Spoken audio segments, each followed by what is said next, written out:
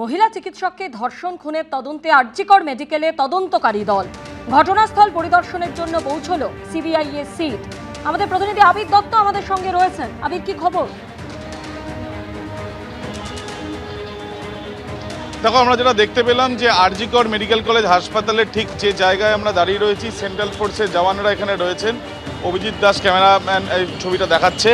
কিছুক্ষণ আগেই এখানে সিবিআই এর 3 সদস্যের যে এসআইটির টিম তারা এসে পৌঁছেছেন এবং যেটা জানা যাচ্ছে যে অনুরাগ কুমার যিনি জয়েন্ট ডিরেক্টর, এছাড়াও সন্দীপনী গার্গ যিনি তদন্তকারী আধিকারিক এবং অ্যাডিশনাল সুপারিনটেন্ডেন্ট অফ পুলিশ, এছাড়াও ডিএসপি র্যাঙ্কের অফিসার মনীশ কুমার উপাধ্যায় যিনি আরজিকরের দুর্নীতির যে তদন্ত সেই তদন্তকারী আধিকারিক ছিলেন। এই 3 সদস্যের সিবিআই দল যারা এসআইটিতে রয়েছেন তারা কিন্তু এসে পৌঁছলেন।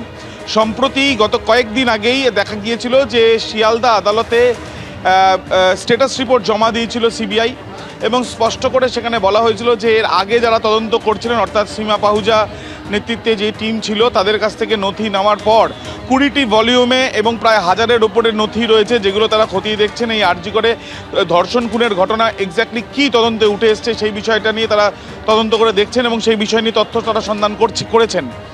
এখন যেটা দেখা যাচ্ছে যে ঘটনাস্থল পরিদর্শনের জন্য তারা এসে পৌঁছেছেন। ভেতরে আমরা দেখতে পাচ্ছি যে পুলিশ রয়েছে এবং সেন্ট্রাল ফোর্সের সিআইএসএফের জওয়ানরা এবং কিছুক্ষণ আগেই 3 সদস্যের এসআইটি টিম ছাড়াও সিবিআই এর অন্য আধিকারিকরা তারা এসে পৌঁছেছেন। ঘটনাস্থল তারা পরিদর্শন করছেন এবং এই পরিদর্শন করার পরে তাদের যে পর্যবেক্ষণ সেটা আগামী স্ট্যাটাস রিপোর্টও তারা দেবেন এমনটাই জানা যাচ্ছে।